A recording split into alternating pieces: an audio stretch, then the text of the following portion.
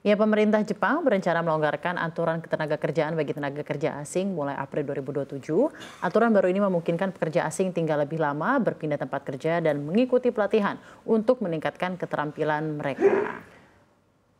Melansir The Japan Times, langkah ini merupakan bagian dari kebijakan dasar yang telah disetujui pemerintah Jepang untuk menggantikan program pemagangan teknis yang akan dihapus. Sebagai gantinya, Jepang akan menerapkan sistem baru bernama Employment for Skill Development atau pekerjaan untuk pengembangan keterampilan. Sektor industri yang masuk dalam sistem baru ini akan disamakan dengan skema keterampilan khusus yang telah berlaku sejak 2019. Ya, Deputi Pemerintah menyampaikan tujuan reformasi ini adalah agar tenaga kerja asing bisa berkembang secara sistematis dan bertahan bekerja di Jepang dalam jangka panjang. Peraturan teknis akan disiapkan dalam bentuk peraturan menteri yang direncanakan terbit pada musim panas mendatang. Di sisi lain, negara-negara tetangga seperti Korea Selatan dan Taiwan terus memperluas penerimaan pekerja asing sehingga persaingan untuk menarik tenaga kerja asing semakin ketat.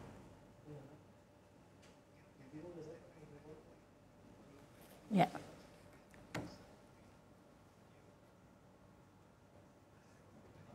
Ya, daya tarik ekonomi Jepang terhadap pekerja asing pun menurun. Produk domestik bruto nominal per kapita Jepang bahkan telah disalip oleh Korea Selatan pada 2022.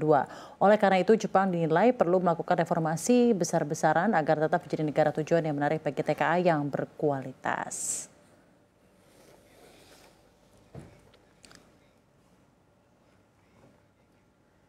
Wah, Sarah, ini kayak peluang ya. Jepang akhirnya mau melonggarkan aturan tenaga kerja asing mulai 2027 seiring dengan pemerintahnya bakal revisi skema visa. Jadi tenaga kerja asing bisa tinggal lebih lama, terus pindah pekerjaan lebih fleksibel, bahkan berpeluang juga nih jadi penduduk tetap lebih terbuka. Betul, gitu. Dan memang sistem magang yang selama ini dikritik juga bakal diganti nih ya. Fokusnya lebih ke pengembangan karir, bukan sekedar pelatihan yang murah saja.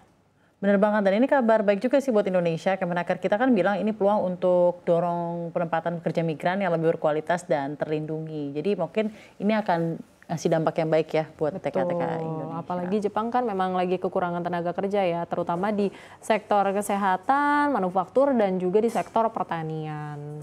Tapi tetap ya calon pekerja harus siap dari segi bahasa, dari skill, dan pastiin jalur keberangkatannya legal. Jangan ujuk-ujuk tertarik hal kayak gini langsung udah berangkat. Iya, langsung berangkat aja, visanya bukan visa kerja, malah visa liburan dulu gitu kan ya. Tapi pokoknya memang intinya itu peluangnya itu makin besar, tapi skillnya itu harus tetap disiapkan dengan matang dan juga relevan. Jangan terus asal aduh pengen pindah aja gitu kan. Bener banget. Kita ke informasi berikutnya ya, Sarya.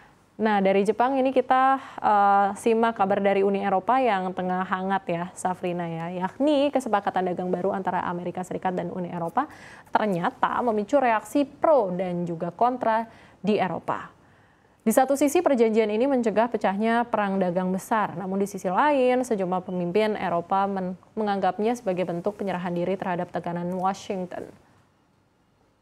Ya, sebab berdasarkan kesepakatan tersebut, Amerika Serikat akan mengenakan tarif sebesar 15% atas sebagian besar barang ekspor dari Uni Eropa atau setengah dari ancaman tarif 30% sebelumnya.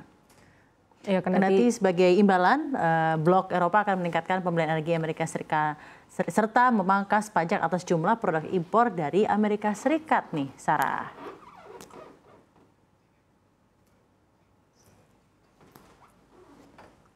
Ini aku kayak deja vu gitu ya, Sarah, kayak familiar. Kamu familiar juga nggak sih, Sarah, sama respon pro dan kontra buat kesepakatan dagang ini gitu ya? Iya, pasti familiar ya. Kayaknya saya ngerasa deja vu juga gitu ya. Habis keluar kabar baik, yakni deal antara AS dan juga Uni Eropa, nyatanya malah menuai kritikan juga dari warganya.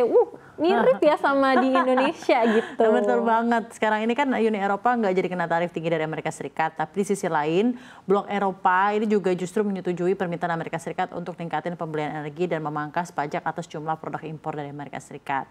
Nah, tentunya kebijakan ini perlu dicermati juga lebih jauh dampaknya terhadap postur ekonomi dan anggaran Uni Eropa ke depan tentunya. Iya, benar banget. Dan juga permintaan untuk meningkatkan impor juga diminta Amerika ke Indonesia. Jadi kita sama Uni Eropa jadi beda tipis gitu ya, beti-beti gitu, kena lobby-lobby Amerika ya. Demi bisa menghindari tarif tinggi, ya mau nggak mau ya kita harus terima syarat khusus dari AS ini gitu. Dan kalau pakai istilah anak zaman now gitu ya, Sarah, hal yang paling gongnya tuh kita tuh juga diminta transfer data lagi, data pribadi warga Indonesia gitu ya. Jadi meski dari sisi pemerintah Amerika Serikat dan Indonesia menyatakan kalau transfer data ini akan dilakukan hati-hati gitu ya.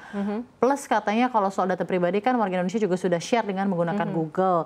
Nah saat ini kita juga menggunakan kartu kredit berlogo Visa sampai Mastercard ya. Cuma gimana ya, maksudnya namanya data pribadi kan kita kan pas dengar kabarnya juga kaget-kagetnya dong ya, wajar masa demi tarif 19% kita mesti kayak telanjang gitu ke negara lain. Jangan dong, harusnya gitu, kan? gitu banget ya, jangan gitu banget. Tapi memang dengar-dengar juga nih, negosiasi kita tuh juga masih mau diajuin nego lagi gitu ya sama pemerintah. Jadi Menteri Koordinator Bidang Perekonomian Airlangga Hartarto ini menegaskan pernyataan Gedung Putih soal kesepakatan tarif 19% masih akan ditindaklanjuti dalam pembahasan teknis. Ya meski nggak tahu ya nanti apa aja hal yang akan dinego ulang gitu, tapi harapannya namanya negosiasi ya harusnya win-win solution juga lah buat Indonesia gitu, dan juga tentunya buat Amerika sendiri. Harus kan negosiasi yang betul tuh semestinya memang begitu gitu ya, win-win solution, dua pihak itu enak gitu ya, jangan cuma satu pihak saja. Betul. Cuma kembali lagi ya, semoga dilancarkan proses negosiasinya. Good luck Pak Erlangga. Good luck. Dan buat terakhir good luck Pak gitu.